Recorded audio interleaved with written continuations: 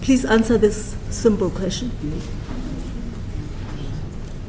The last sentence reads, a disqualification under this paragraph ends 5 years after the sentence has been completed. Yes. In this scenario, in this case, what is that date? What we know here on this fact is that Mr. Zuma, as a fact, was released from prison. Yeah. So, which means whatever the courts decided would be the correct sentence, which is the first part of the section, was interrupted by presidential decision. So, which meant that he left prison. But that is irrelevant to the point I'm making to the court, which is section 47(1)(e), current position that Mr. Zuma was excluded because the judges had imposed a 15-month sentence. You cannot change that by simply saying that the president effectively imposed a different sentence. No, please answer very. Sorry, I'm still. Yeah. Please answer. Okay. Answer a very simple question. If the IEC is faced with this question, if the IEC has to determine when does this 5-year period that is referred to in section 47(1)(e), when is that date? What's the answer? Well, there are two answers to that question. The first question is, it would be the 5 years calculated from the judgment of the Constitutional Court. And that is also a viable answer to it. So that's one. The second one is, it is the sentence actually served. And if this section talks about completing a sentence. We're still in the 5 years. On your argument, we're still in the 5-year period, yes. Right?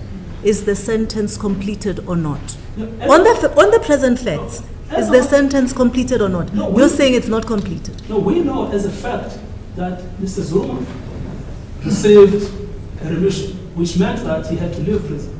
And so, if the correct construction of complete means physically leave prison, we know that that happened already after 3 months after he was in prison. Physically and lawfully. Well, this is a big debate about the lawful part, Justice. Sorry, Justice Jacob. No, because yes. Sorry. I just want to. Yes. Can I just? I don't want to lose this point. I'm still waiting for that date. We're still in the 5-year period. Are you saying he's still serving a sentence? No. Are you saying the sentence is not completed? No. Well, when was it completed? Justice, I think we're dealing with two different propositions. Let me try and get to where we are. Yes. Firstly, for purpose of section 47(1)(e), yeah. My argument is simple. My argument is the section focuses on the date of the sentence that was imposed by the Constitutional Court. Yes. And from that premise, the sentence is 15 months, therefore he is disqualified. So we can put a full stop on that. Yeah. Yes. Now there is another theoretical possibility, which is when would the 5 years come into operation? Now to that I propose two answers. One answer is that 5 years would be the period actually served, which means it will be 5 years from the 3 months. That's one answer to the question. And so there's no inconsistency there between that and the first submission.